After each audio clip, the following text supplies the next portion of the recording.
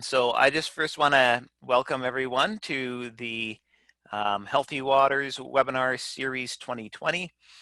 For those of you that are in the Lac-La-Biche region, we are, this webinar series is kind of a temporary substitution for a series of open houses that we are hoping to be able to offer hopefully next year. We were planning on offering it this year. And yeah, it was made possible in part by a grant from Nature Alberta, correct? Somebody tell me I'm wrong here. Is Nature Alberta, correct? Oh, Alberta Eco Trust. Oh yes, there we go. Thank you. I've been dealing with a lot of different organizations and I just blanked. Okay, yeah, so Alberta Eco Trust. So thank you, Alberta Eco Trust, for this. So my name is Mike Schultz, and I am the president of Healthy Waters Alberta, and we see many of the board members on our meeting here today. We see Brian DeHeer and Don Bullinger and Colin Cote, and who else? We got Jamie Davies and Chelsea St. Louis and Randy. So thank you guys for joining us here, and thank you all the other people who are joining us here today. And most of you, Mike, I'll just pop this in. Most of you are gathered in traditional Treaty 6 territories. Yes. Myself, I am of course here on the West Coast, so the traditional, I believe, unceded lands, if I recall correctly, of the Coast Salish peoples. Yes, Garnet? Yeah? Yeah, that's correct. Unceded. Yeah. Cool. Thank you, Brian. Sure. I always forget that part. I should have written it down here. Anyways, thank you. So yeah, so what you are seeing today, this is the second last of our speaking series that we have been offering. So we've been having a great go at it. You will be, if you go to the Healthy Waters Lac-La-Biche YouTube page, you will be able to see some of these up already, and some of them are going to be up shortly. So thank you, Jamie Davies, for doing that for us. And yeah, the last webinar is going to be one that I'm offering. It's going to be on October 1st, and it's on what's a wetland. So a lot of times people aren't aware what wetlands are. And a lot of times people don't recognize them when they see them. They have a very kind of narrow view of what is a wetland, and there's a lot more wetlands than people think. So we're going to talk about that and the importance of them and what your legal responsibilities are with regards to wetlands. So yeah, again, that's going to be October 1st at 7 o'clock. And so I wanted to thank, we have today with us as our presenter, Jane, and I'm hoping I'm pronouncing this correctly, Dauphinee. Dauphinee, you're close. Okay, thank you very much. As well as Arin MacFarlane Dyer. Jane is with a company called Municipal Planning Services, and Arin is with Alberta Environment and Parks. They're going to intro themselves in a little bit, but I just want to thank them so much for agreeing to come and present to us today.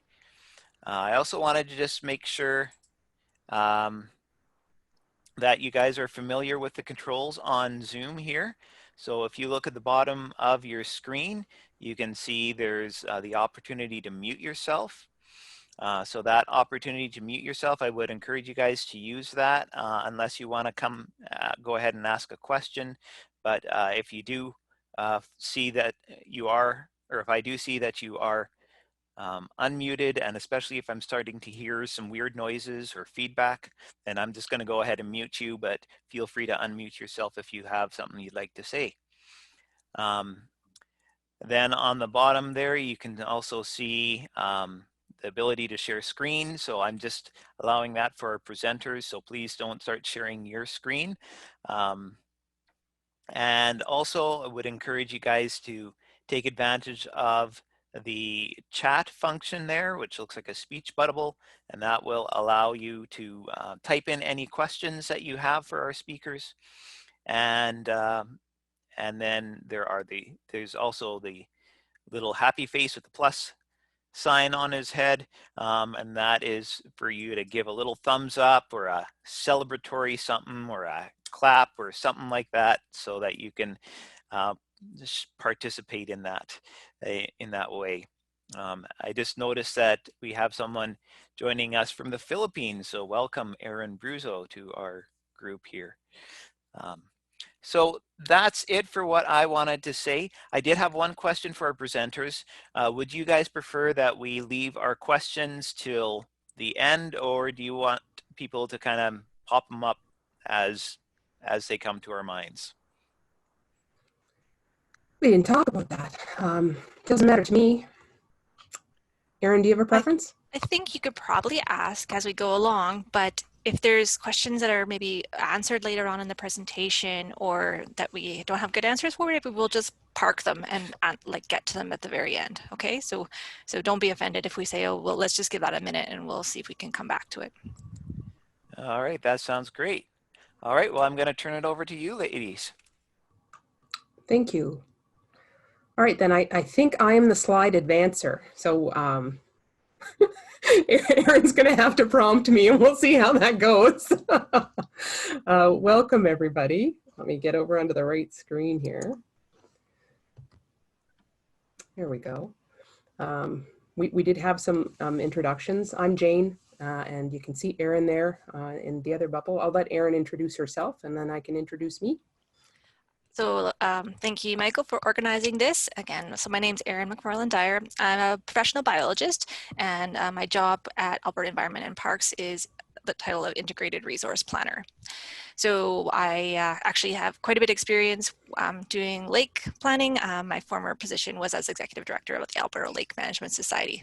So I come at this with some understanding and now quite a bit of experience doing lake watershed planning.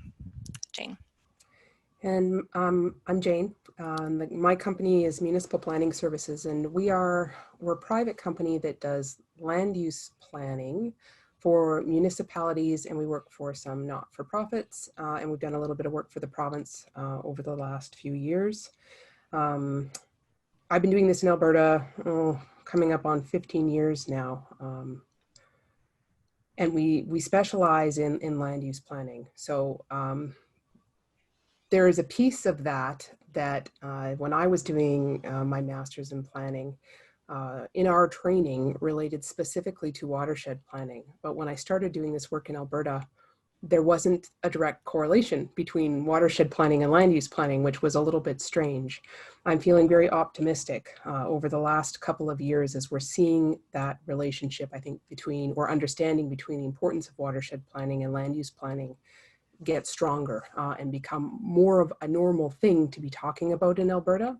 And so we've been, whenever we have the opportunity to talk about these things and the relationship between the two, I'm really excited to be able to do that. So I'm pretty excited about this opportunity today to talk to you about something I'm pretty passionate about. So thank you, Michael, for letting me do this.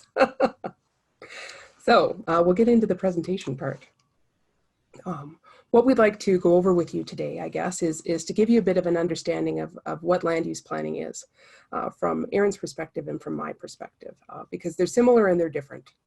And then we want to talk a little bit about how planning and what types of planning can work to protect the lake environment, and go through some of the lake issues and the benefits of land use planning in the context that we're discussing it for managing and addressing lake issues. And then I think that it's important that we talk a little bit too about all of the work and the people that are doing the work surrounding watershed planning and land use planning, and what the opportunities are that we've observed over the last few years if we can get all those people to be working together. The last little bits we want to talk about with you are a couple of case studies. So some experiences that we've had that have been positive experiences relating or working together through different levels of government and with the science community and educators and wonderful volunteers from different communities to try and implement some watershed planning and make things happen on the ground. And then we'll leave you with somewhere to go from here pieces. So we thought we would actually start right at the beginning to make sure that everyone was on the same page about what we're talking about when we mean planning.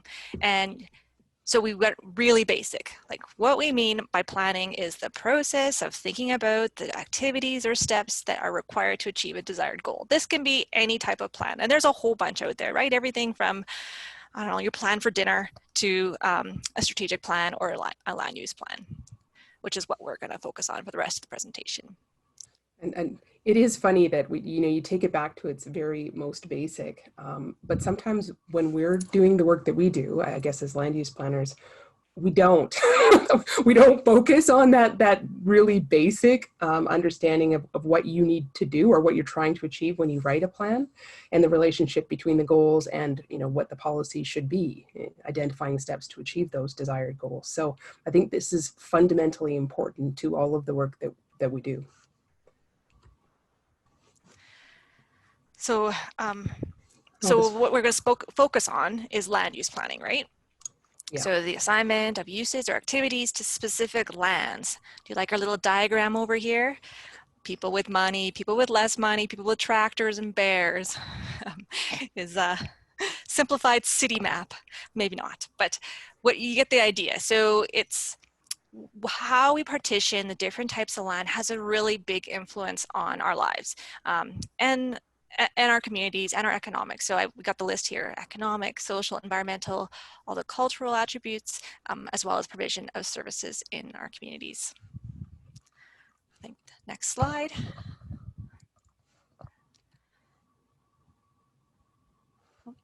Did I go too far? No. Nope, perfect. So that was land use planning, and watershed planning is a component of land use planning. It's maybe just at a different scale. So we had that simplified city map, but at the same time, if we maybe gave it a little bit irregular boundaries that matched the height of land, that allowed the water to flow into a central point, then we would have a watershed. So I asked Jane to put this in here because I wanted to just make it a little bit clear between the difference between a land use plan, maybe at a municipal level, and a watershed plan. So the watershed plan on these bullets on the bottom here in the gray, it's non-statutory. So it's actually a collaboration between stakeholders and lake users. It's proactive, less reactive, adaptive, and it requires continuous improvement to achieve its goals.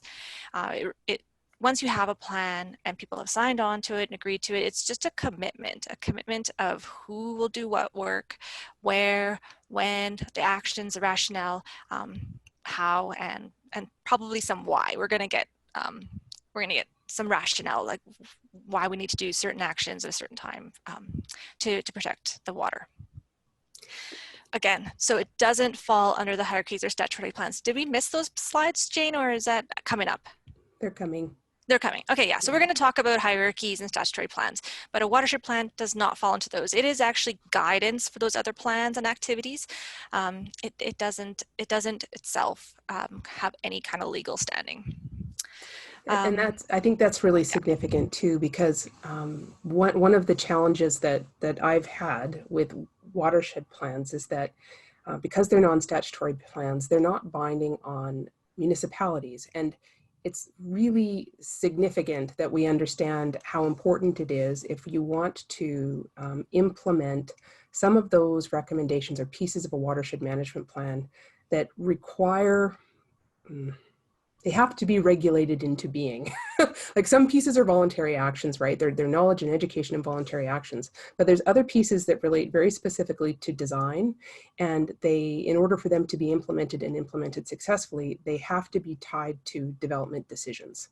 And to get that to happen, they have to be incorporated into municipal planning documents. Yeah. So that's the significance here, is that I think that a watershed management plan should be a component of municipal planning documents always. And that hasn't necessarily been the case. One of the changes that we've seen with watershed plans over the last few years, and it's not happening with all watershed management plans, but I think there's a movement towards this, and Arin and I were talking about this a little bit, but You'll notice in some watershed management plans, there will be, after the title page, a signature page for the municipalities. That's really important. If the municipalities sign on to the watershed management plan, then it can be seen as a type of agreement, a commitment to implement the plan. And that's a really significant and important first step, I think, in order to ensure the successful implementation of your plan. So they're different, but there's a relationship between. Just a quick thing, because I'm not sure everyone understands the difference between a statutory plan and a non-statutory plan. So maybe just clarify that. Thank you. Well, I think these are probably good slides to lead into that to some degree. So maybe we'll cover it. And if after the next two slides you still don't understand, then maybe we'll answer that question then. I can address that with the municipal planning hierarchy one. Yeah, and same with this one too. So I think I jumped ahead of you, Jane, there. But so this is the provincial perspective on land use planning. So at the provincial scale, we generally focus on provincial crown lands, resource development, and achieving environmental objectives at large scales. So clean air, clean water, and biodiversity. But again, large scale. So probably bigger than a lake watershed. And we try to use our land use planning, some of these ones written here on the diagram, to avoid and mitigate cumulative effects. And just so everyone knows what I'm talking about, cumulative effects are the combined impact of past, present, and reasonable foreseeable changes on the environment. So the diagram I showed here is the hierarchy that's probably described under the Alberta Land Stewardship Act. So you have at the top provincial direction, legislation, and strategic policy. That is legal, that is statutory. We have regional plans, those are legal, those are statutory. In Lac La Biche, you guys have the Lower Athabasca Regional Plan. There are sub-regional issue-specific plans described in the Alberta Land Stewardship Act. I believe there is a Cold Lake sub-regional plan occurring right now in your region. Under that, we might have management plans. Another example of that is the Lac La Biche Fisheries Management Plan. It likely is embedded in policy and things like the legislation under fish and wildlife, but also the province backs it with its own resources, right? Putting in its biologists and its own sort of operational work. Under that, you would have operational plans and further more local implementation of those operational and regulatory decisions. So go ahead. This is something we were talking a little bit about today. There has, in my opinion, and this is my opinion, been a bit of a disconnect between what happens at the provincial level and what happens at the municipal level. I have never, in working on many municipal development plans or intermunicipal development plans, looked at a sub-regional plan. Didn't even occur to me to do that. Didn't know they existed. So they're fairly new though, Jane. So I think maybe a more equivalent in the past would have been an integrated resource plan. And I know you've looked at those. Only in relation to development near the lakes. And that's because we're looking for information. But when I'm looking at a whole municipal scale, it's not something that we necessarily have cued into as being something that's important for us to take into consideration. And I think it is. And I think that perhaps one of the reasons that we didn't is that it wasn't really clear in the Municipal Government Act what a municipality's responsibility was in relation to environmental management. And I'll come back to that in a couple of slides because I think that has become more clear in some of the more recent amendments to the Municipal Government Act. Okay. So, Jane, what was it I missed what you said that you didn't know existed. I missed a piece there. Oh, the sub-regional plans. Oh, sub-regional, okay. Yeah, we didn't, I'm still, and now I'm gonna have to go look and try and figure out how that ties into the work that we do. And in part, it doesn't have as significant a direct impact on a lot of municipal planning documents as some other things, because a lot of that has to do with planning for crown lands, right, Arin? Yes. So we'll talk about that in a second too. And we have tended to focus on privately titled land and having rules and regulations for that. But municipalities are responsible for some types of development on crown land too. And so there is a relationship and probably an obligation on some part for municipalities to be at minimum aware of what's going on in those planning documents, and then figure out how to make sure that their own documents aren't acting against them, you know, inadvertently, right?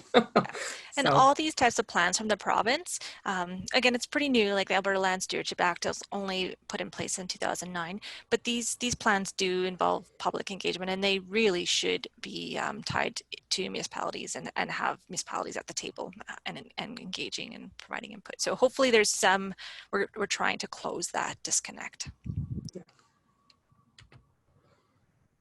so in relation to how land use planning works with municipalities, I'm sort of taking you back to the purpose of municipalities. And I'll want to talk very briefly about where the authority to manage and regulate land use decisions comes from in Alberta, and then down to municipalities. So land ownership and land rights in Canada is very, very different than it is in the United States. And I think there's a bit of a misconception, if not a huge misconception, in some parts of the province about what it means to have the right to use and enjoy land. So if you look at your title of a property that you own, what you own is the surface rights. And some people own mineral rights too, but you own the right to use the surface of the property. You don't own the land. The Crown owns the land. And this is different than in other countries. This is certainly different than in the United States. So the Crown owns the land. We have a titled property. We have the right to use it. The Crown has, what is the right word? Delegated their authority to make decisions about lands in our great nation to the federal government, who has in turn delegated the responsibility to make some land use, land management decisions to the provinces. The provinces, through the Municipal Government Act, have delegated the authority to make land use decisions to municipalities. And the part of the Municipal Government Act that relates most specifically to land use, land management, and is that delegation of authority, provides that delegation of authority, is Section 17 or Part 17. So in the delegating, each time that it's done with a set of, I guess, responsibilities or strings that comes attached to it, from the federal government to the provinces, and then from the provincial government to the municipalities. In establishing municipalities, the province has identified for us what the purpose is. The purpose of municipalities is to provide good government. And this is the next one that I think is important because this is new. A.1, to foster the well-being of the environment, and then to provide services and facilities, and to develop and maintain safe and viable communities, and to work collaboratively with our neighbors to deliver services. But A.1 wasn't there before. It's new to us, yeah. And it doesn't mean that it wasn't a responsibility or part of the purpose of municipalities, but it wasn't explicitly stated in the Municipal Government Act. And I'm hoping that the inclusion of that will make this a little bit clearer to us and make it a bit more of a priority as we're working through the development of our plans and then the rules and regulations to realize those plans in our land use bylaws. So, and Jane, that's new from when? When was that added? Well, it wasn't the last round of amendments to the Municipal Government Act because there's been so many over the last, two and a half years. So I'm not sure if that one came into effect in 2018 or 2017, but it's in those packages of amendments. Yeah. So the same bits of amendments that made intermunicipal development plans required for a time and required all municipalities to have municipal development plans and those sorts of things. So it was part of the really big amendment that was done, not the ones that happened quite quickly after. So that's, I think that's important to note. The next thing that is important to note, and it's something that whenever I'm working with a municipality to review a municipal development plan or an intermunicipal development plan, we identify for them, because I think that as planners, we haven't made sure that councils and administrations are as aware of this as we should have, and it is our responsibility to do that. When municipalities are establishing statutory plans, and I'll talk in a second here about what that means, land use bylaws, or take any action pursuant to Part 17, which is the part of the Act that empowers municipalities to make land use, land management decisions. The municipality, their Municipal Planning Commission, Subdivision Authority, Development Authority, or Subdivision and Development Appeal Board, or the MGB, which is the province's appeal board, must make decisions that are consistent with the land use policies. So the land use policies are not included in the Municipal Government Act. You have to go find them. But they're an interesting set of guiding, I think, principles or policies that municipalities, I don't know if we have historically worked as hard as we should to ensure that when we're developing our plans, we are being consistent with those policies. The regional watershed plans, when they come into effect, so the plan that applies to this area, include, do they not, Arin, the land use policies in one way or another?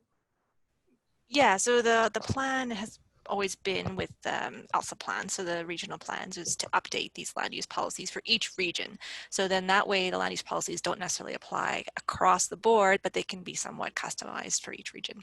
I think it's not in the current plan, but it will be in any future update. So in those land use policies, then we would anticipate seeing them in a future update to your regional plan, there are requirements to ensure that planning doesn't have a negative impact on the environment as well. So that's what I was meaning, or that's what I meant when I said it's always been there. It's always been in the land use policies that we have this responsibility to ensure that the work that we do is taking into consideration and not having a negative impact on the land, the air, or the water. But you had to go looking for it to be able to understand what the responsibility was. There was also a really good line in the old land use policies too about municipalities working together, especially around lakes. And I always refer to that one when I talk about the PLUPs. So that's since 1997, that's been there, yeah. And I think that enables watershed planning too. It supports it. So this is, I guess, another piece of what we do that we need to take into consideration when we're doing land use planning, because it's pretty significant and it does inform what municipalities are thinking about when we're doing some of this work. So we are controlling development, we're regulating development, we're establishing rules for what you can and cannot do on land, right? And we do that for a purpose. We do that in order to ensure that, and this is from the Municipal Government Act too, we can achieve the orderly, economical, and beneficial development, use of land, and patterns of human settlement. And we're trying to maintain and improve the quality of the physical environment within which patterns of human settlement are situated in Alberta. So that's what we're trying to achieve when we do these things. And we recognize that how we design and what we build affects the character of our communities. It affects how they feel, and it can affect the quality of life for the people that live in them, and even help to influence your sense of place and who you are. The way that we develop on land influences environmental outcomes dramatically. It can affect greenhouse gas emissions and air quality, water quality, and even climate. The last 2 times I was in Montreal in the summer, it was unbelievably hot in the city, and it wasn't in the country.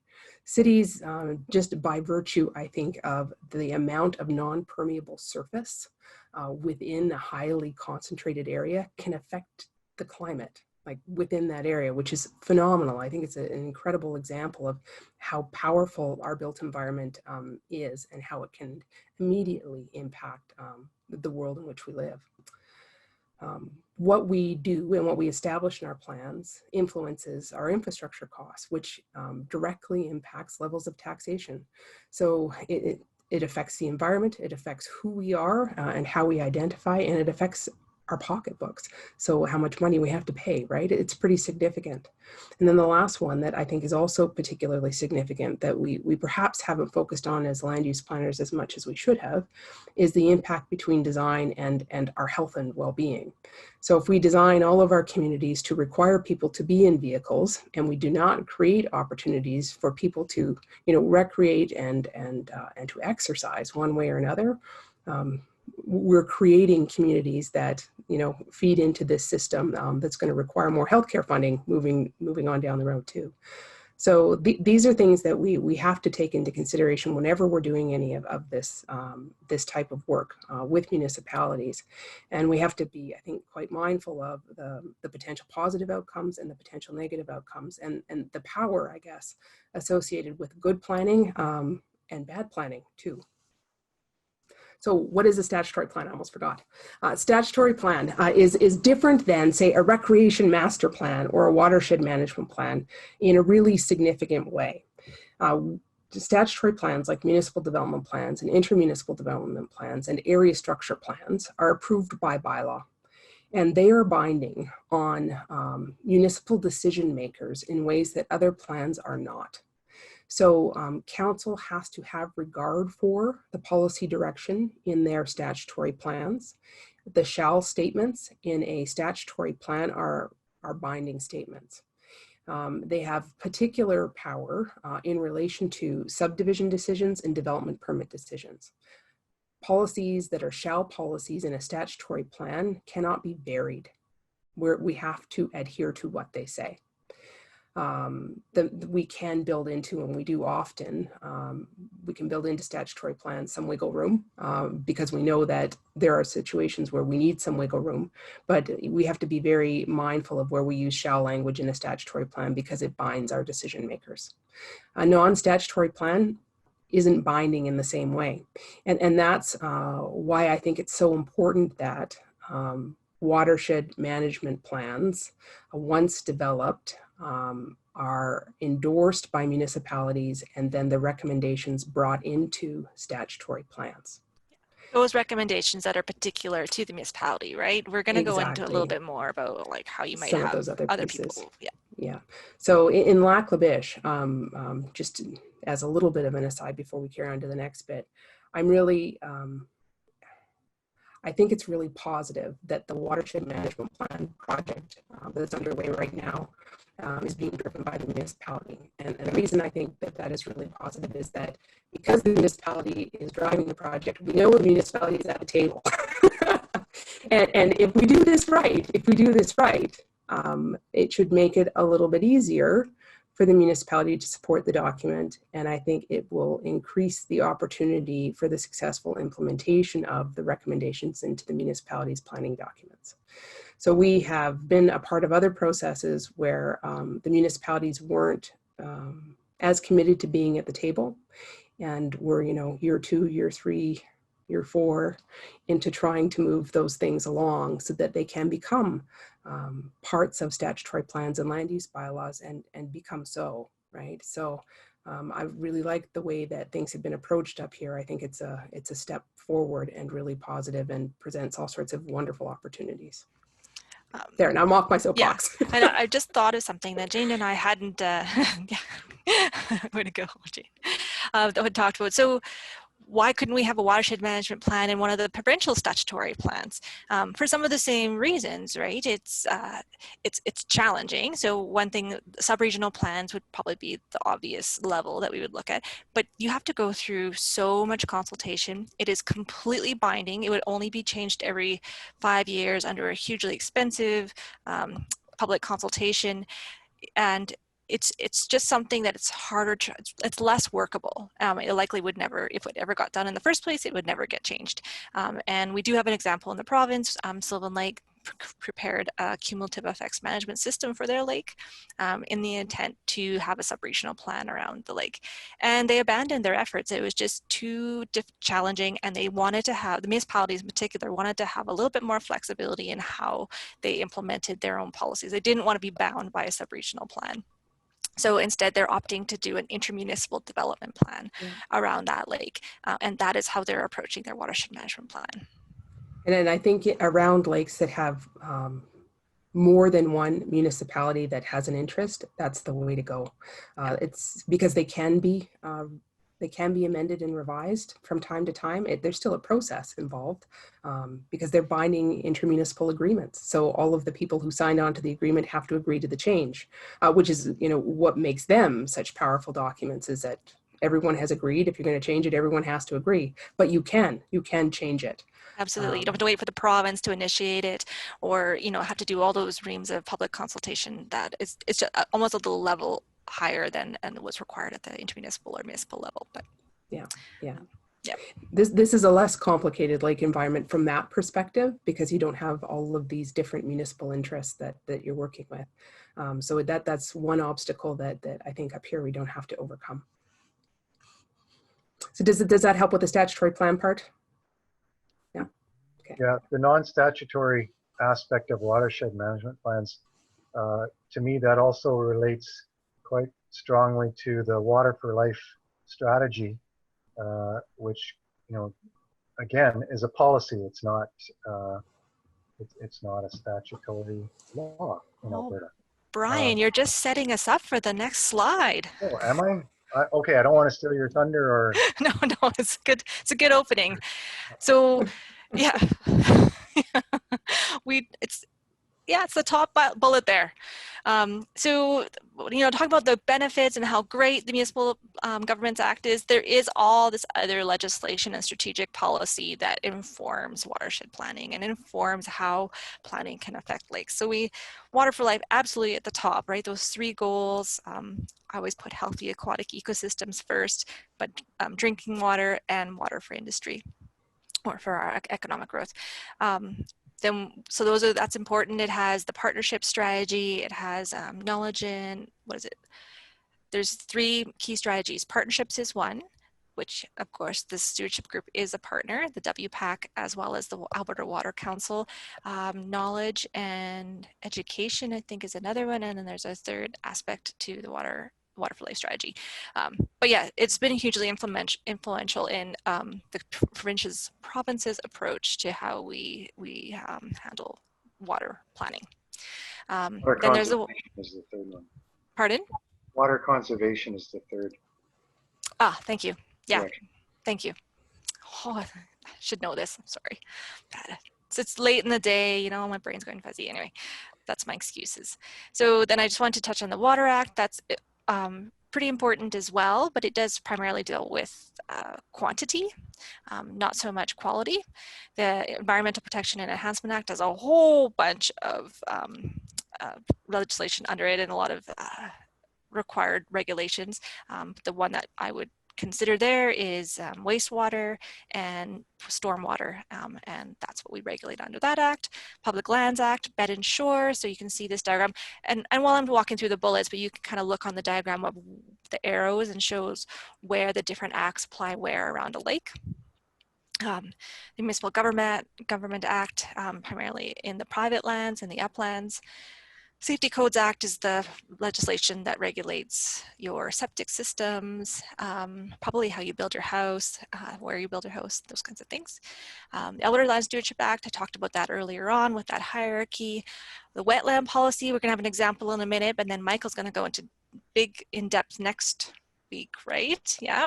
And then the Fisheries Act and Wildlife Act and those things. So those are the key legislation and strategic policy that I think you have to be aware of about when you're working on lakes and in watersheds. And the corresponding regulations too. And the corresponding regulations. Yeah. Yeah. And one of the other things that I wanted to note too is that there's overlap, right?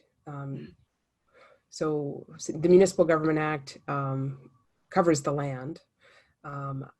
But the Water Act covers the land and the water, and the Environmental Protection and Enhancement Act covers the land and the water. So when we are looking at regulations for the land, we have to be looking at quite a few pieces of legislation in relation to development, and certainly the infrastructure that gets built to support the development, and then any of the objectives and goals that we may have relating to minimizing our impacts on the water. We have to be looking at those things too.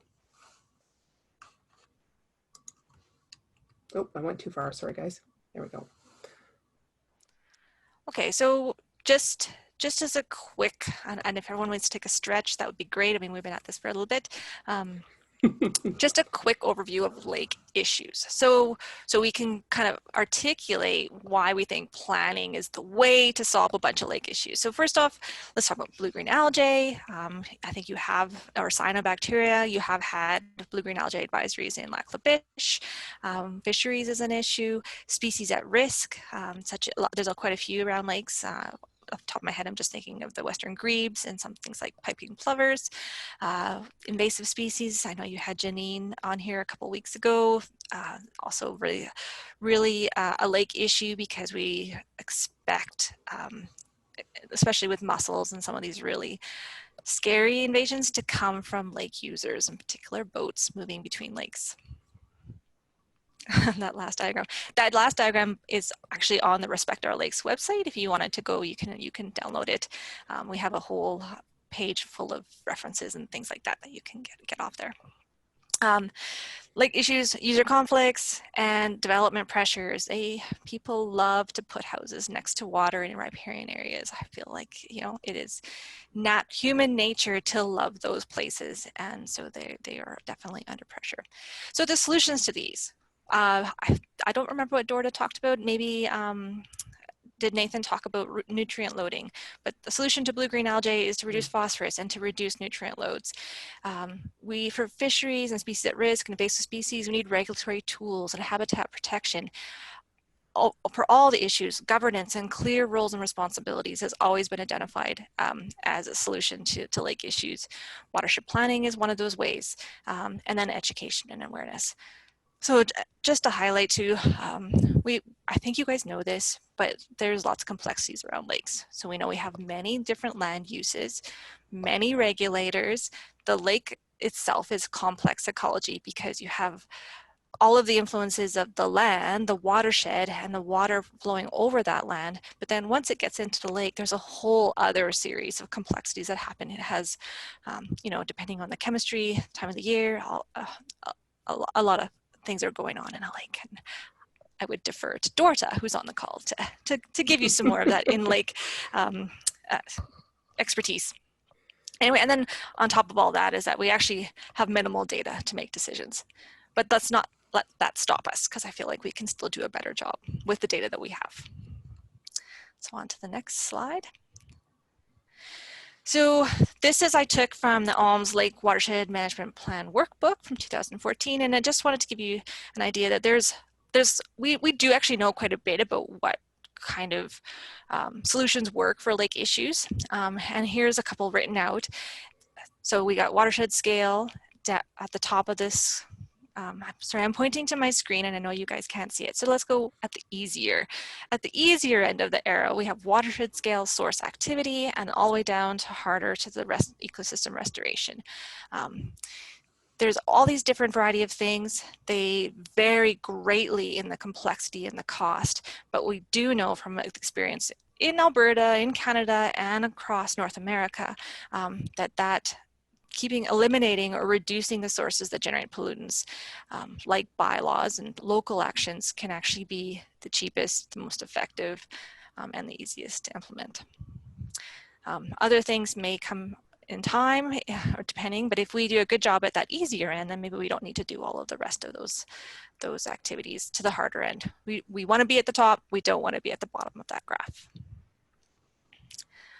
I'm trying to think of anything else to say. Oh, yeah, you okay, can't there we anymore. go. Nope, that's good. That's great, thank you. So, okay, so how can we address lake issues? Where planning can help. So I talked about nutrient loading, just so you guys understand, when I talk about nutrient loading, I'm talking about the concentration times the flow. So in my head, in the example, I want you guys to think of two fields. One field is pretty much a parking lot. It's, you know, it's turned up, the soil is exposed. The other one might have grass or pasture or trees. And imagine a storm. And so on a regular day, like maybe it's just sprinkling, nothing changes, right? But you have a storm and you get high water. So as it flows over, you definitely can imagine what the water is like in those different fields, right? The one that has exposed soil is likely going to be dirtier, muddier, and the one that had the grass will likely come out cleaner. So the load is different for those two different kind of land uses. So it's concentration times flow varies. And then if you have like pavement, you actually can have increased flows because there's nothing slowing it down. So you might get increased loads, but you definitely get more flow. Anyway, so I'm just trying to emphasize that the interaction between rain and the different land covers makes a difference for nutrient loading.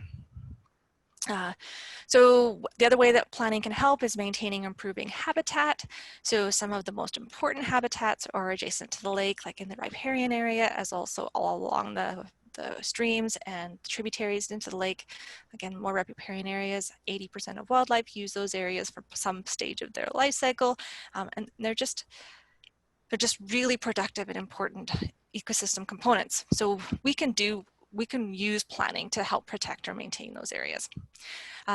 Planning can really help facilitate good governance and cooperation to implement beneficial practices to improve both loading as well as habitat.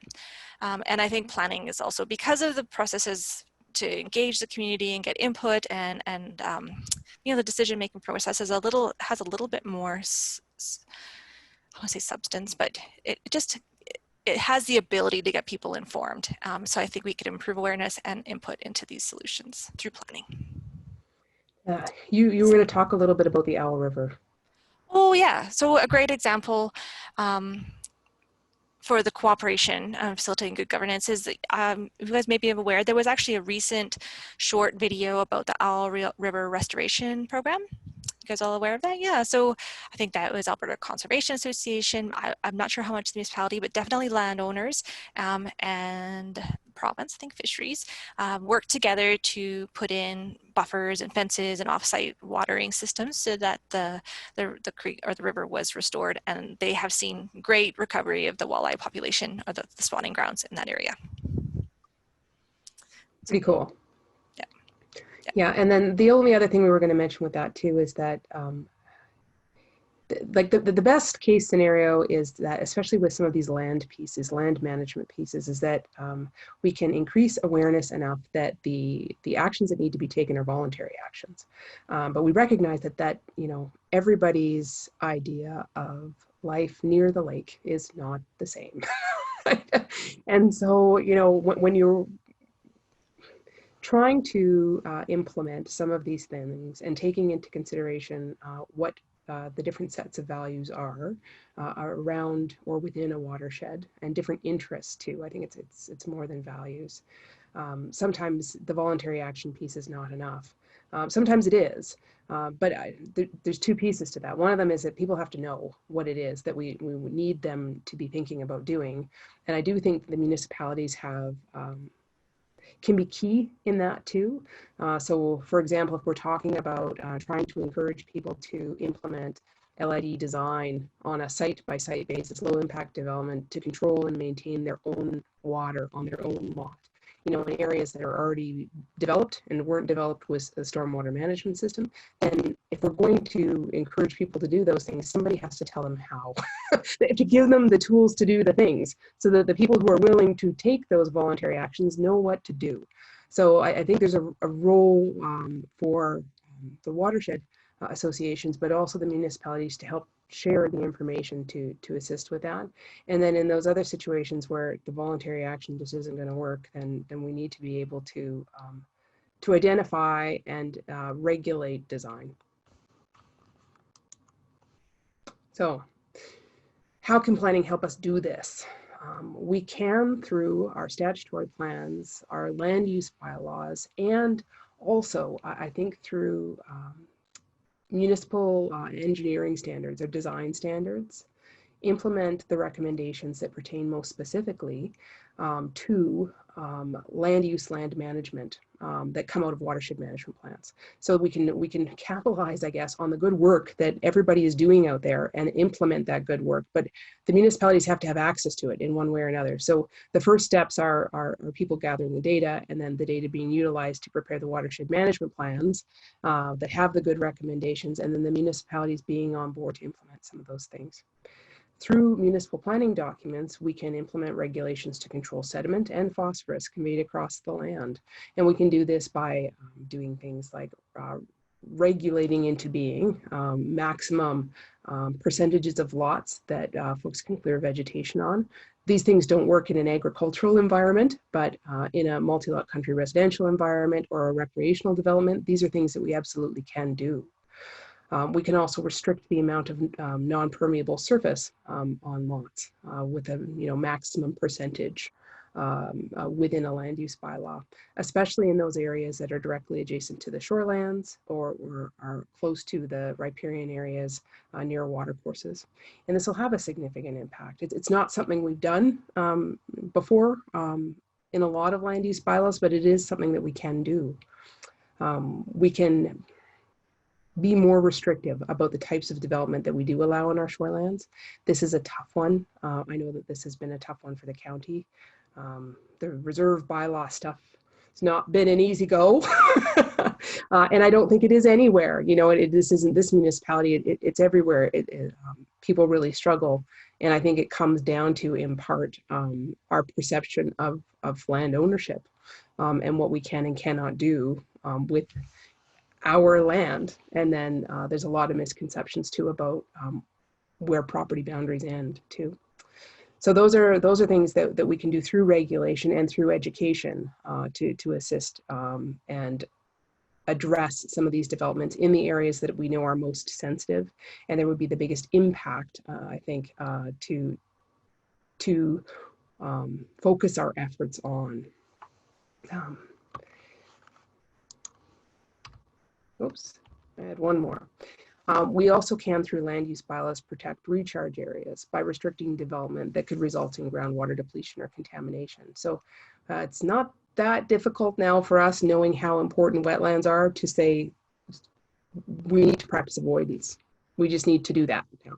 You know, I do understand that in some areas, the land value is so high for things like industrial development that it makes sense to pay the compensation dollars and do that. But there are other types of land uses where it doesn't. It isn't necessary, and we can do better. And I think we need to be looking at including using more of the shall language in our documents to make it easier for municipal decision makers, the subdivision authorities and development authorities, to say no and protect those areas that we know need to be protected.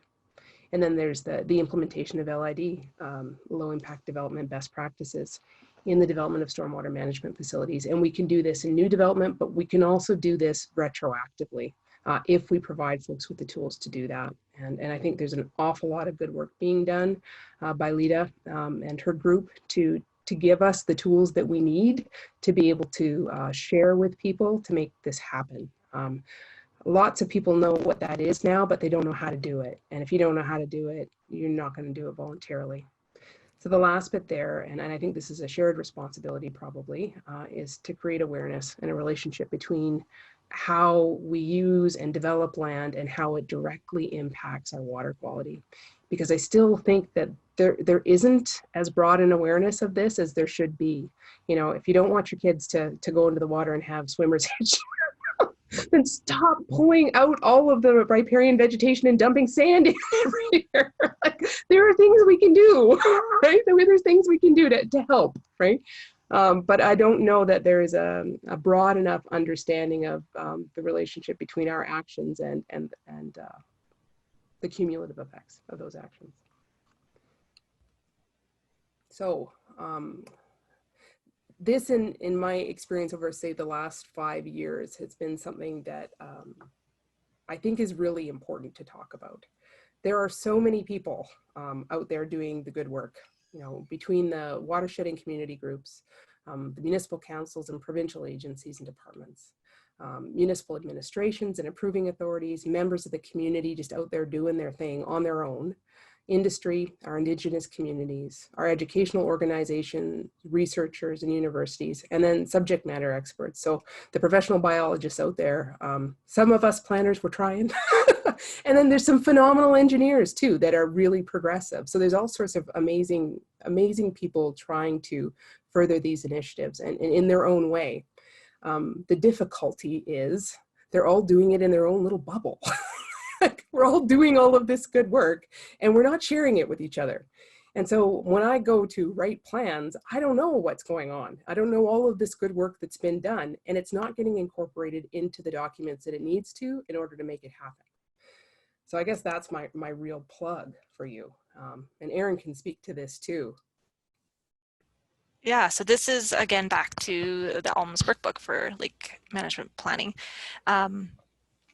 So this is what the workbook outlines as the groups that you should be pursuing to have at the table when you're doing effective planning. So there's lots here, but it's not as scary as it looks.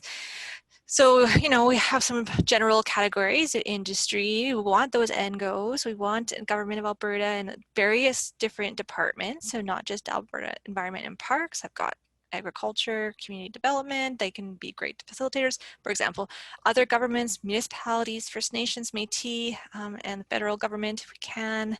I would go back to the industry column, and we're not talking about industry associations, but asking for those local companies that are already working, maybe they would be willing to come. Better yet would be like a synergy group or someplace that you could go where they've all sat down and talking about their plans. I don't know if there is one in the Lac-La-Biche area. There's synergy groups in some of the other lakes I work on. NGOs, there's a lot out there that are doing great work on this, and they do talk to each other most of the time. And it would be good to have a couple of them at the table, and at the very least go to them with implementation, because they're the experts in changing things on the ground as well. I'm trying to remember if I had anything else to say about this. I think that's it. But yeah, you get the idea. Many organizations working together to support you. Do you want to go next? So, Ernest, did you have a comment? I saw that you had something you were saying, but you were muted.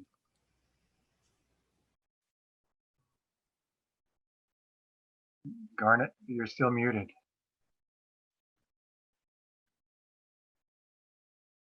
Garnet, we can't hear you. You're muted.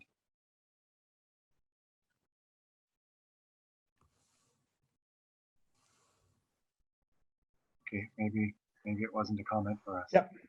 Oh, no, there he is. Now we can hear you, Garnet. Sorry, you wanted something from me? Thought that you had a comment at one point. No, sorry. I was doing the uncouth thing and having another conversation. Ah, okay, sorry. We thought we'd miss something really profound. Oh, you did. You absolutely did. Oh, that's funny. Yeah. Okay, well, we'll go back to this then. So I think one of the biggest challenges for us really is to try and get all of the right people together at the right time, and that's really important too, with the right resources. And I don't mean enough resources, because there's never enough resources, but the right resources to make sure that as we're moving through our process, the process is informed and we can implement the good work that's happening. So we gotta get people together and in the room, so that all of the good stuff that's going on ends up in the documents that we need to share with the people who are prepared to do the voluntary action, and are in the municipal planning documents, so they are binding our decision makers too. Otherwise, all this good work, it gets done and then it goes on the shelf, and that's where it stays. And we can do better than that. I think we can do better than that. So I guess that's the plug I want to make right now, is that I didn't even know all the good work that was going on until the last 5 years or so. And I'm confident I still have no idea about 3/4 of the things that you guys are doing out there. But if I did, and I had access to some of that data, I for sure would make sure that I was talking to my municipal administrators and my municipal councils to try and get that into those planning documents. Because if we have access to the data, and we can explain, people are more than happy to do something about it. But if we don't know where the important peatlands are, or we don't know where the wildlife corridors are that we need to be protecting, if I can't map that, and I can't explain the value of protecting those areas, then I can't do it. So I think we have to work on those pieces.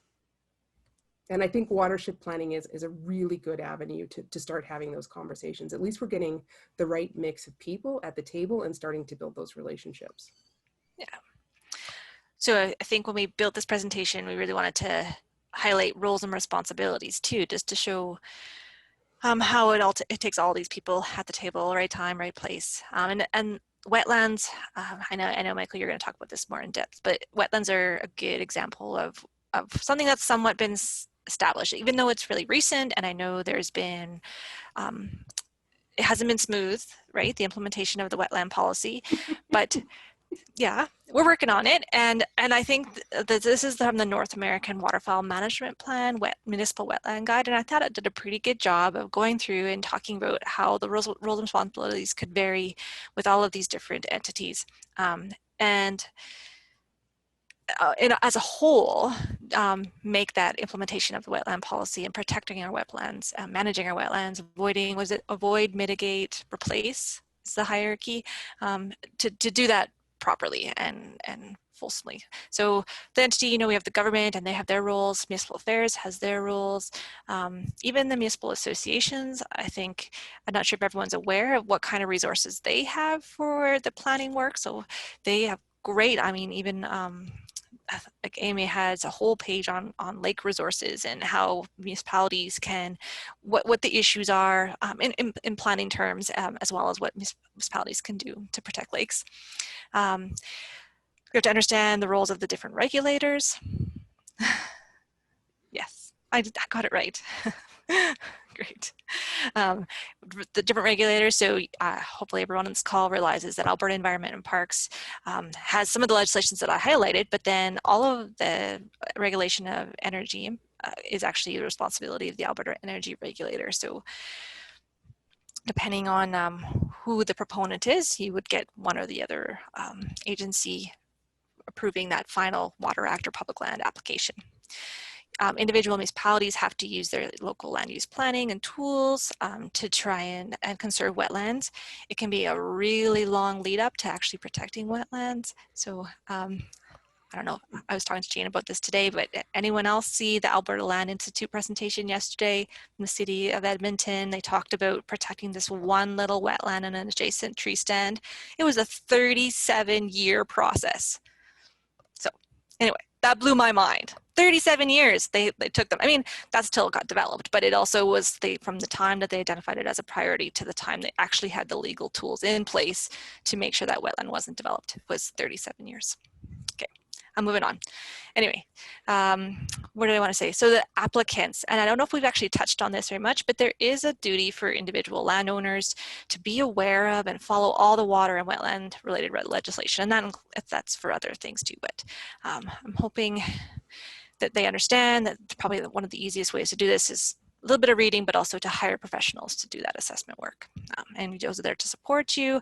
WPACs and watershed stewardship groups are there to also bring a multi-sector approach and help with data and outreach and education.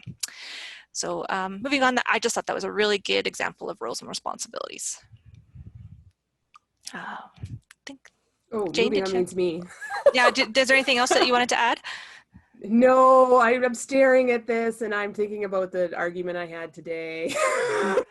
Telling you about between I've got a development proponent who built part of a golf course, possibly in a wetland, 30 years ago, 30 years ago, but now wants to subdivide, and we want a setback around that wetland so that we can be sure that not only is the wetland, that we're not approving development within a wetland, which a municipality doesn't have the authority to do anyway, but that we're not approving development within the area of influence of the wetland too.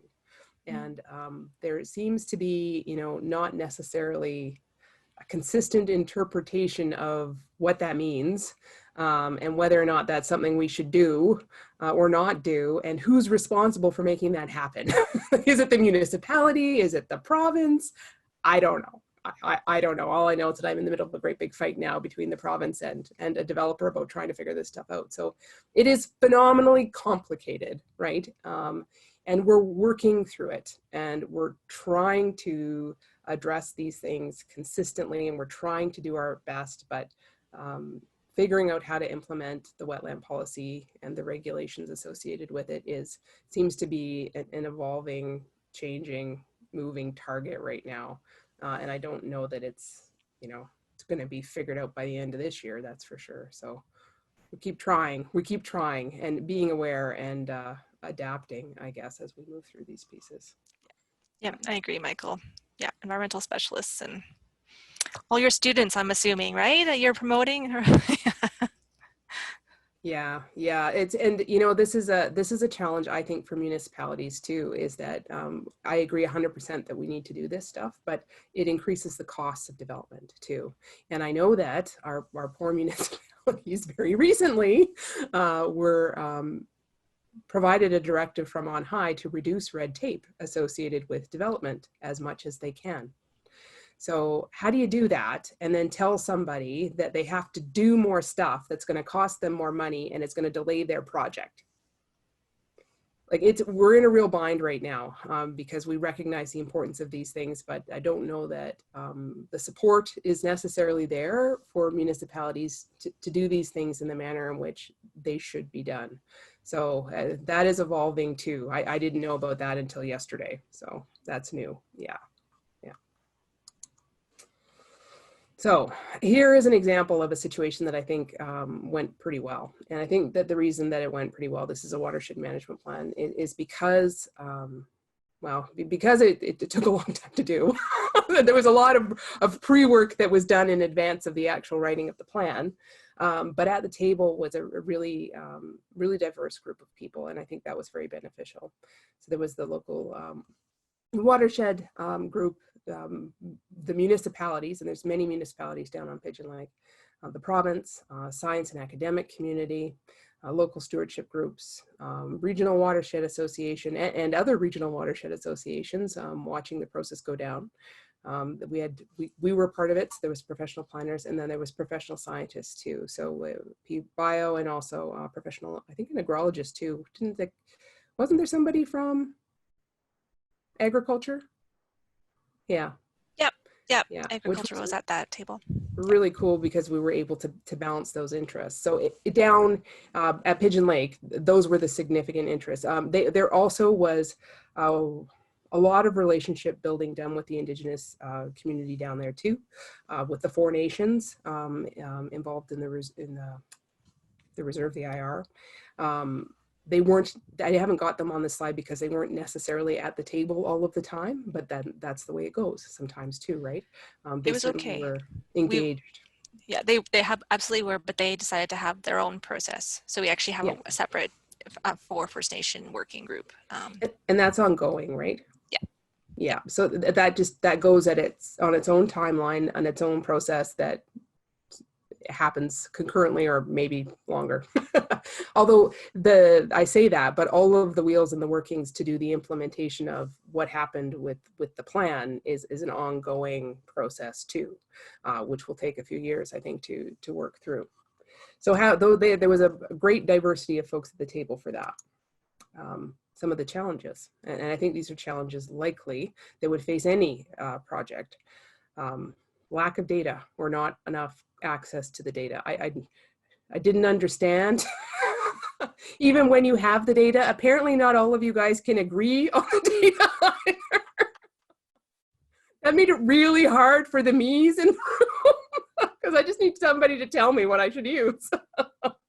I don't understand it. So there were all of those pieces, and then there was for sure a lack of common language, and that's because we all use a bunch of the same terms in different ways that are specific to our backgrounds, right? Our areas of expertise. So working through that took some time, and then one of the other things that took a little bit more time than I was expecting, but was a really good lesson for me, was that when you're writing for different audiences, you have to be really careful about the language that you use, right? And I'll talk about that a little bit more in the next slide. But we had to be mindful of our audiences for sure. There was, and when we started the process, a misunderstanding between recommendations and policies and the relationship between the two. So the Watershed Management Plan had a whole bunch of different recommendations, but because it's a non-statutory plan, they weren't policies of the municipalities and they weren't binding. So we had to work through that and what to do and how to write them so that they could possibly become policies of the municipality, so that they empowered the municipalities to do something with them. And then it was important, if that's what the ask was going to be, that we establish clear linkages between the data and the objectives and the policies. So if we want you to do this, this is why it's important that you do these things. And that helped to ensure that we were working towards support from the decision makers, which is an ongoing process for sure. And then understanding the institutional and organizational capacity of the people that have to implement the work. And there are always, I think, going to be challenges in any organization. Doesn't matter if it's at the scale of a big municipality or a small municipality or a watershed association. You only have so many people to do all of the work. And a piece of that work especially once we get into the implementation piece, is enforcement. And there is never, ever, ever, ever going to be enough people or money to do the kind of enforcement that we would like. It can't happen. So we have to figure out how to work within our own limitations. Yeah, it's a good point. So both the province and I believe municipalities pretty much act under a complaints-based system. So you actually have to call in a complaint and something that's violating an existing law in order for compliance action to happen. So no one's out there patrolling, looking for infractions. It's just a hard reality. Dorda had a point there in the comments that where planning comes in, if developers and municipalities plan ahead, there don't need to be delays. The challenge with that, Dorda, often is that people don't want to spend any money before they have an approval. And that's not okay. Like you have to, like, there is a requirement under the legislation for municipalities to ensure that a site is suitable for the use which is intended. It's in the regulation. And so we have the right to ask for that information up front, but it's really hard to get somebody to spend, you know, $60,000 to $100,000. And if you're doing a multi-lot subdivision with an area structure plan, it can cost that much to get it engineered properly before they know whether or not council will approve it. So it doesn't, like if it gets done right and the engineering and the planning is done at the right stage in the process, there are no delays.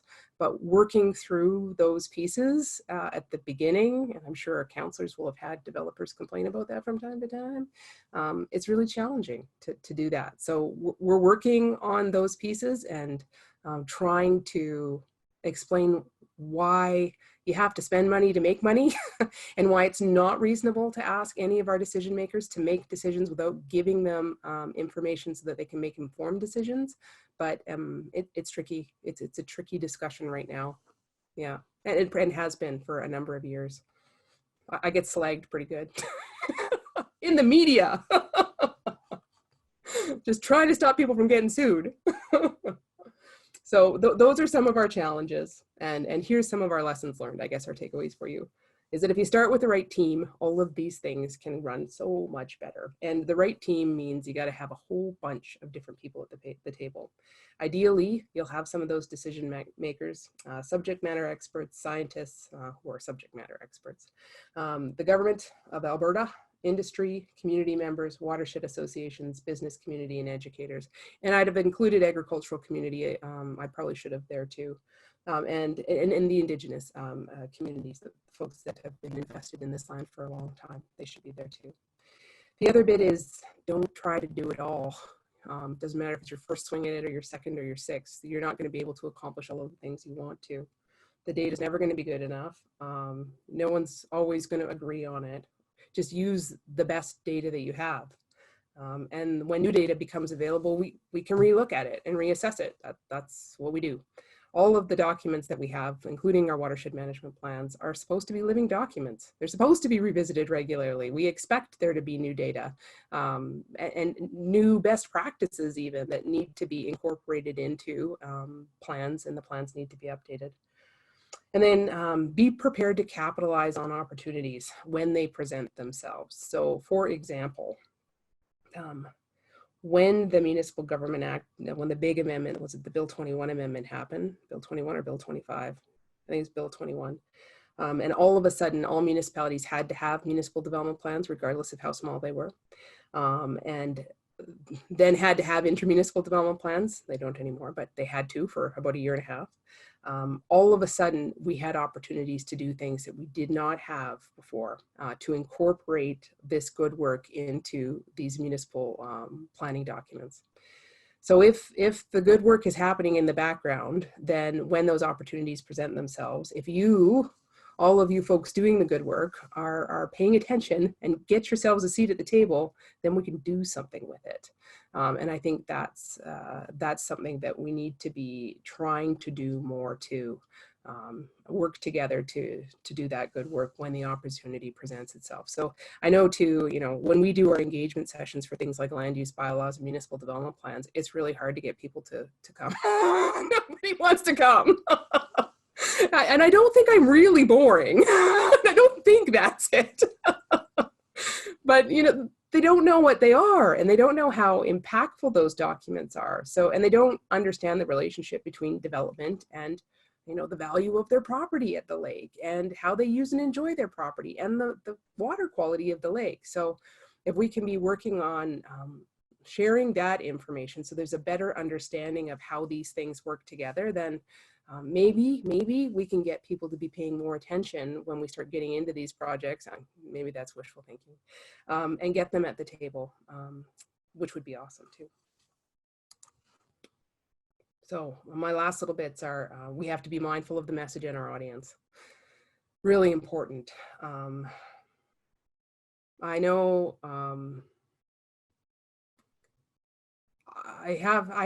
I'm getting better at it. I try not to use jargon and acronyms. I still use them because they're a part of my world, but they're not useful, and they don't help people understand what I'm talking about. I fully recognize that.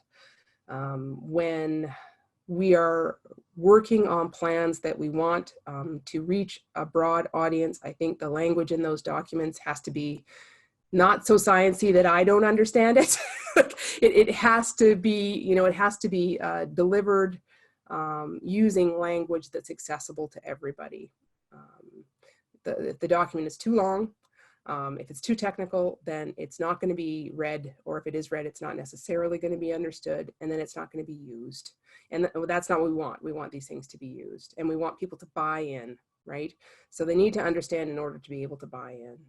And then the other thing that I want to try and encourage too, I guess, is to make sure that the information that you share helps frame the story of your community and your watershed, and that the information that you present is presented in a way that it is accessible to municipalities. So we do really well with pictures. We do. If you can show me things on a map, I can work with that. Like, I can understand that.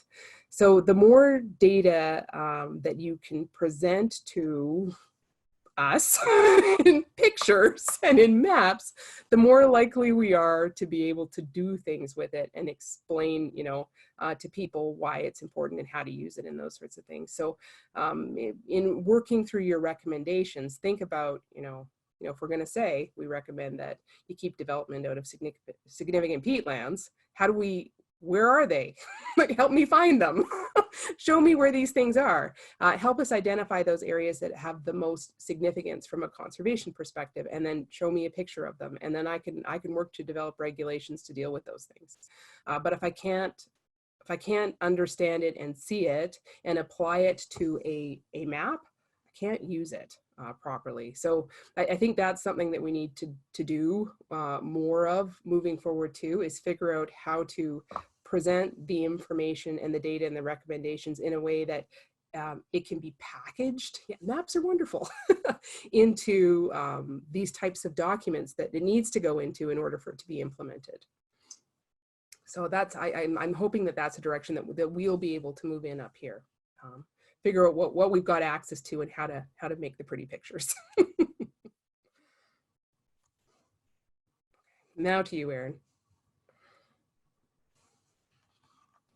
So we're nearing the end, and we had a bunch of stuff that just didn't quite fit under other categories. So we're just going to call it all things to consider. This is a holistic ending to this presentation. So first thing, definitions are important. We want to avoid inconsistencies and reduce those opportunities for inconsistent interpretation. I think Jane probably has a million examples of this. I'm just going to leave it. Yeah, just be as crystal clear as you can. Say what you mean. Use pictures. That's a great example, Jane. Use pictures. Make sure that there's no ambiguity. I really want to emphasize that zoning matters. So we need to think carefully about the types and the configurations of land uses. My simplistic example about runoff over different types of land areas, that makes a difference for watershed health. Focus on limiting non-point source pollution, reaching tributaries and lake shores. The areas close to those water sources are the ones that are going to contribute the most loading. Just because they're close, it gets there easiest. Comments on source water protection planning and overlap. Okay, I'll get to it. I don't have a slide on it, but we can talk about it a little bit at the end. So this is Jane's language, but I wanted to have it in here. A lot of my stewardship groups that I work with don't understand that if there is something permitted in a land use bylaw, it's already written in there, it's a type of land use that's accepted for a certain area, it will be approved. It has to be approved because this is actually a right. It's called permitted activities or permitted by right. So if you don't want something, you need to have that also put into your land use bylaw in order to reject the application. It's the difference between a permitted and a discretionary use in a district. A discretionary use, the development authority can say no to. A permitted use, if it conforms with all of the provisions in the land use bylaw, regardless of the impacts, you know, it gets approved. And there's really nothing that the development officer can do about it. Yeah, and that's also like it merges with that zoning comment. So it's what you zone where makes a difference, and then makes a difference because you have to allow things where they have been zoned, right, in the land use bylaw. Okay, so endorsement is important. So still having a watershed management plan where someone has said we accept this as recommendations and we endorse it, that is still important for municipalities. It's still important for governments of Alberta. It's probably important for other organizations because it demonstrates that there's been effective buy-in and people are committed to taking on those actions that are written with their name beside it in a certain time frame. So we want to pursue that. We want to make sure that we write plans that have some sort of endorsement. At the provincial level, I don't think you're ever going to have, say, a minister or something endorse a plan, but you might have, you would definitely want to have government folks sitting on your planning groups and making sure that that plan's been vetted internally. Should we go to the next slide? Okay, so things also to consider. So we've been talking lots about statutory plans and other kinds of legal tools, but those non-regulatory and stewardship actions are so important for effective planning. So we need to know that, so implementation is often voluntary. Like I said, it's a commitment, and these things, that we just can't regulate, like the clearing of trees in agricultural areas, those are voluntary. So we need different tools to help make those changes. Monitoring and reporting is needed. Those are often, they can be through nonprofits like the Alberta Lake Management Society or Cows and Fish that does it, or who did your SHIMs? It was Living Lakes, right? Your SHIM survey with you guys. Yeah, so those kinds of activities are non-regulatory and are super, super valuable. Education and awareness helps remove some of the enforcement burden. In fact, it's usually the first step in a compliance action because once people understand what the rule is, they're much more likely to actually follow it. There's really good evidence. They've done actual statistical work, papers coming from the North American Lake Management Society. It's my favorite example of why lawn fertilizers are such, the bans, bylaws are so effective. So they looked at compliance. So first they looked at compliance before anything changed. They had pretty low compliance with, like, so everyone just used fertilizers whether they wanted to or not. Like they just did it because that was the way it did. They did education and awareness, and they had about 30% of people stop using fertilizers on their lawns. Then that wasn't enough, and it didn't make any kind of changes to the water quality in this one particular lake, really small lake in the States. So they convinced the municipality to put in lawn fertilizer bylaws, and the bylaw didn't have any fines or anything associated. It was just a rule, just a straight up bylaw rule. You cannot use phosphorus fertilizers on their lawn next to or in this jurisdiction. And when they did that, they actually got a 90% compliance just overnight. No fines, nothing else, nothing changed. Education wasn't even increased. It was just like. Anyway, compliance, really just knowing that there was a rule and that it was the wrong thing to do was enough to change behavior. Anyway, so education, having rules in place, enforcement burden, and compliance reporting. I talked a little bit about that, like that there isn't actually anyone out there patrolling, that we need stewards going around and reporting when they see things wrong. Next slide. Okay, so this is something that at the provincial level we're pursuing is it's making sure that we have plans that have a consistent cycle of plan, do, check, adapt.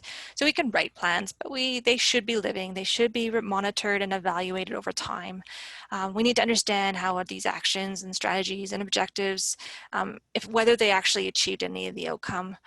We want to make sure that we actually have the right roles and responsibilities, timelines, resources applied to those actions, demonstrate if those actions were effective in any way. We always are striving for continual improvement and making sure that the next time we write a plan, we're doing better, or at least it's changing something, it's having some impact. We want to make sure that the plans are having not unintended consequences either on people, places, or the environment. So just keep that in mind. So when we write a plan, we're almost planning for the next plan, because we want to be planning, implementing, monitoring, and then reviewing continuously over time. So next slide. Okay, last bullet. Is this yours, Jane? Yeah. Sure. I can handle this one. Engagement is key. The more engaged the community is in the process, the more successful the implementation is going to be. And that's, recognizing the challenges associated with organizational or institutional capacity. So municipalities can only do so much. The different organizations can only do so much. I think that it's important to do as much education and awareness as possible to encourage people to make sure that people understand what we're doing, understand why it's important, and become engaged in the process and buy into the process, so that they will they're prepared to take some of these actions too, and not resist the action. So there's two pieces. There's a one piece that there's like, oh yeah, we're in, this is good, I understand, I'm going to do it. And then there's this other piece that's, well, maybe they're not as enthusiastic about it, but they're not going to come to council with pitchforks, and key my car, and all of those things. It can also happen. So we got to share the information. We got to share it with everybody, and we got to share it in a format that they can understand, so that they want to be engaged with us too. I think that's about it. Is that good, Erin? Everybody? I think so. I think I was just going to answer Brian's question about source water protection planning and how it relates to this. So it's very, very similar in scale and in scope to a watershed management plan, a source water protection.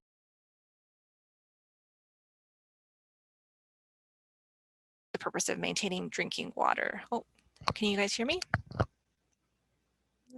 Yeah, my internet was unstable. Anyway, so there's been quite a bit of work articulating what should go into a source water protection plan, and it's a little bit more of a risk assessment. So there are actually some guidance documents out there. I think we actually just published one, the Government of Alberta, in collaboration with the Alberta Water Council, published a guide that's on our website, and you can have a look at that. But it does have, it's a little more structured. You give certain things, risk scores, and then you come up with an answer at the end, and it's particular to drinking water.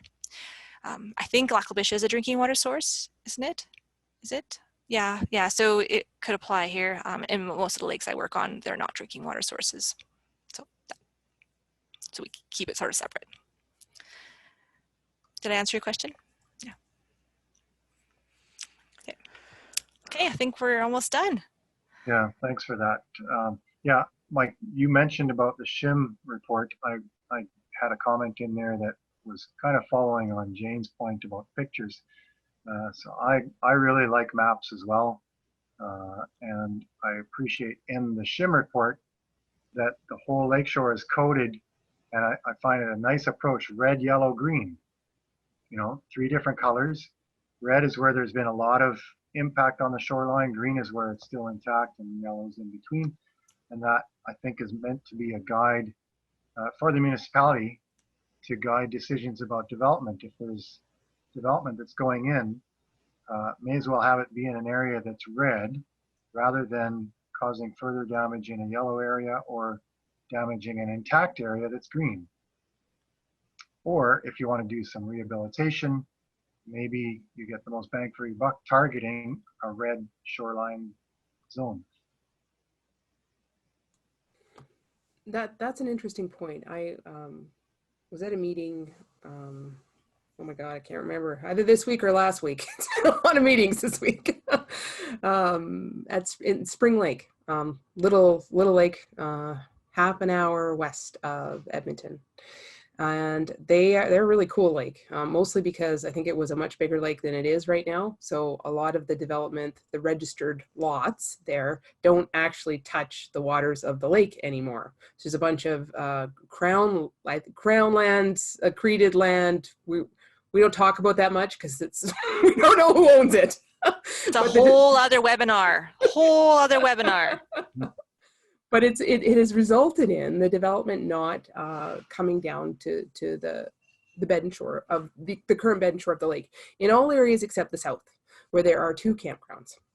And so when we did the shoreline assessment, the lake looks amazing. It's predominantly green all around the shore, except for these 2 areas where the campgrounds are. And one of them is red and one of them is yellow. And so we took that to them and we were talking to them about it, and they were really upset about it. And they're a community that has themselves, a little village, established their own environmental protection and enhancement group because they care about the water quality in their lake, and they're particularly invested in their loon population, which is super cute. They love their loons. But they have, over the last 30 years in those 2 campgrounds, I don't remember what the number is, but they have of their own accord replanted trees in both of those campground areas and rehabilitated their own shoreline.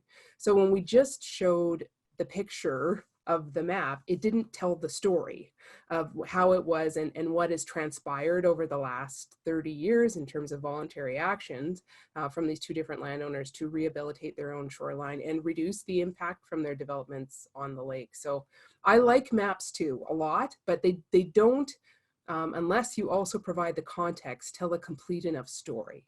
So that's my only caution. Yeah.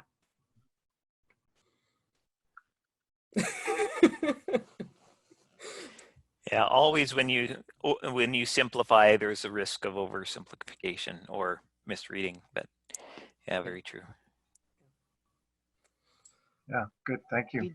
We developed that foreshore mapping, and it's when you're following a template, as you say, you might be simplifying things, right? And I think it's not intended to be a set in stone kind of document that prescribes things. It's more like a guide. Okay, this is a place where you should look further, where we might need a local assessment, and these are places that really might need protection. So it's a big lake too, right? And like the Biche especially. So I think it's really good. It's a good summary of available data that has been done like in a couple of days. So it's comparative, it's relative. So on a certain scale, green is good and red is bad.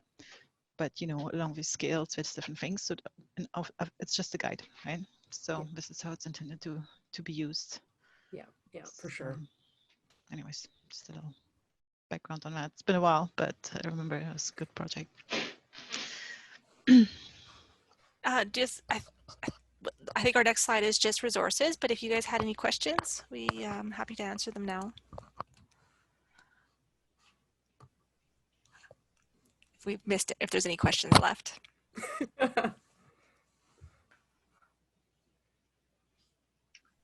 Well, I can mention very quickly, I'm glad that we had the folks from the county that we did, Colin and Colette and Randy.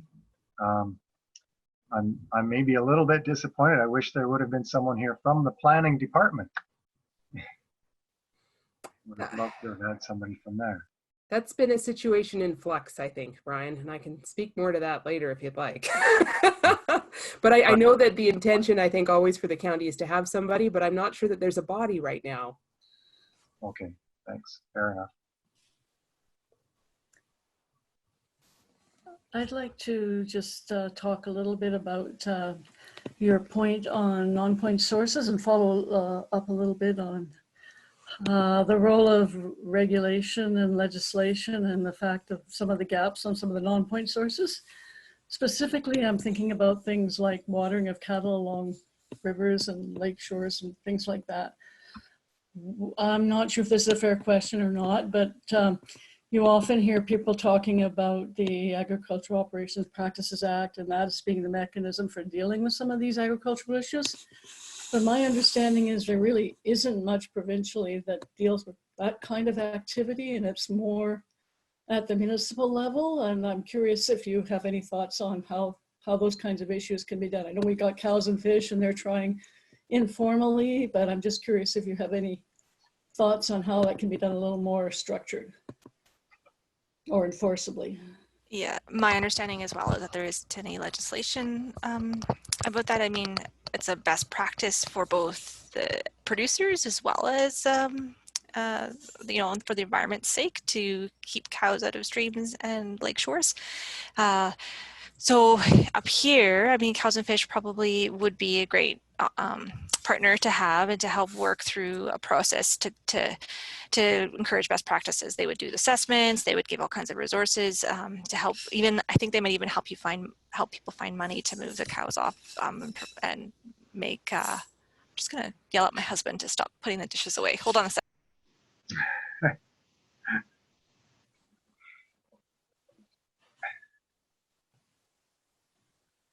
The other, sorry, I gotta, yeah.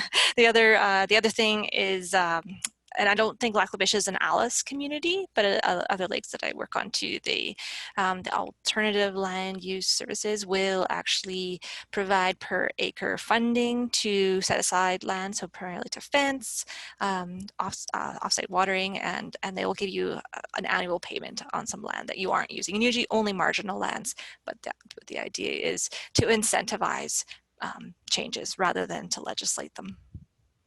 So your point being that that is really all we have right now is more of these programs to as incentives as opposed to any kind of legislation that doesn't exist or should. Is that what you're saying? Yep. That's our understanding too, is that there isn't legislation that would require those types of actions to take place. And, you know, we work with a bunch of different rural municipalities, and I don't know anybody who's been prepared to, within even a municipal planning document, use shall language for those sorts of things. Right now, the approach that seems to be most broadly embraced for all sorts of different reasons is to encourage people to voluntarily incorporate some of those best practices, and then to provide compensation, like financial compensation, to do some of those things. And my understanding is that that's been quite successful in a lot of cases too. The stick isn't working as well. There's a lot more resistance to that approach. So I think that's part of the why. Yeah, it's challenging, right? These are people's livelihoods that we're talking about, and we all benefit from agricultural producers. So what was I gonna? Oh, I was thinking about the environmental farm plan. So more recently, I feel like, have you guys ever heard of the Canadian Agricultural Partnership? There has been funding sources, grant sources to producers and producer organizations, and they are contingent. You can't apply unless you've done an environmental farm plan. So those are some other ways. And I don't know if anyone on here knows, but I feel like environmental farm plans are becoming required, and they changed the entire scheme. It's all can be done online, and I heard radio announcements saying that they were expecting them, and now that's at the federal level, environmental farm plans, although it's rolled out through ag fieldmen and sort of the local producer groups. But again, not regulations, but one step towards improving practices out on the land. Arin, since you mentioned about farm plans, you might know Kelly Nichiporek. Several of us up here know Kelly, and she works for LARA, Lakeland Ag Research Association, and she's done those for a lot of people, I think, over the years in our county. Yeah, she'd be a great resource. Yep. Any other questions? I have one quick question here. Going back to the hierarchy regarding the land use protection, you had mentioned the lower Athabasca was just underneath the provincial. Now, is that just pertaining to the Athabasca watershed? So I'm just thinking in terms of Lac-La-Biche County, we have the Athabasca and Beaver River Woods. So is that two separate entities, or is it just one governing body called the Athabasca? I think you're getting WPACs, which are Watershed Protection and Advisory Councils, confused with the Lower Athabasca Management Plan. So that's a regional plan that's that falls under the Alberta Land Stewardship Act. So it's actually a statutory document produced by the provincial government. Okay, it's not geographically tied to the Lower Athabasca. Okay. Not really. It is like it follows that what they did with the regional plans is they divided the regions up based on watersheds roughly, and then they kind of chunked them up based on municipal boundaries just to try and make it a little easier to manage. But so okay. The Lower Athabasca is the Athabasca portion of the Athabasca River, kind of from Athabasca North. Okay, so it follows the municipal boundaries, not the watershed. Yeah. Thank you. Kind of both. Yeah. It was supposed to make it easier. Also, that region also includes the Beaver River watershed. It does. Yeah, it does. Yeah. So for our county, the answer to your question, Colin, is yeah, it includes both parts of the county, both watersheds.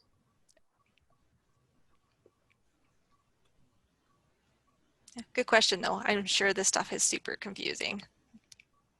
I think so.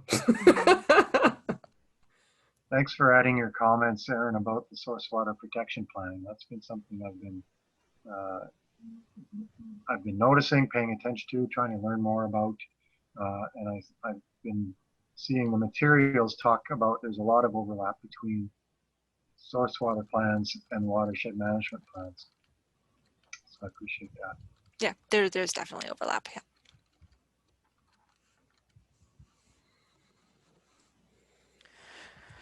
Well, I think that's probably good. If anybody's got any more last minute questions, please just unmute yourself and throw up your question or type it quickly into the text or into the chat. But I just wanted to say thank you again to Arin and Jane for bringing such a wonderful and informative presentation to us. So thank you very much. And just as we wrap up here, I just want to remind everybody one more time that we do have the last webinar in the series coming up in 2 weeks' time, which is going to be the one that I'm going to be doing on what is a wetland on October 1st at this same time at 7 o'clock. So I'm not seeing any more questions here, so I think we'll call her to or bring her to a close. Thank you so very much to the presenters as well as everybody who participated and joined us in this meeting. Yeah, thank you, folks, and thanks everybody for attending. The other guests aren't on right now anymore, but very cool that we had somebody connecting in from the Philippines. Yes. Wow. And then partway through the meeting, I noticed there was a couple of other people that had the last name Fortis, it looked like. Yes, I saw that too, but I didn't get to say hi to them. I didn't want to interrupt. So. Yeah, I don't know who they were, but that was cool. Nice turnout then. Mm-hmm. And who knows how many more people are going to see this on YouTube and be amazed. Yes. All right, thanks everybody, and good night, I guess. Yes. Oh, and Jane and Arin, if you could please email me an address. We've got a little bit of a thank you that we'd like to send to you. So you just email me your address and then I can get that out to you. Great. Okay. Do you have the presentation? Do you want it as a PDF or do you need it? Do you have it? We don't really need it because we'll just be uploading this right onto YouTube. Oh, I always forget that. I should laugh less. What? I said, I always forget that. I should laugh less. Oh, I know. So cringeworthy watching yourself afterwards. All right. Well, thank you very much, everybody. Thanks. Great presentation. Thanks for having us. Have a great night. Have a great evening, everyone.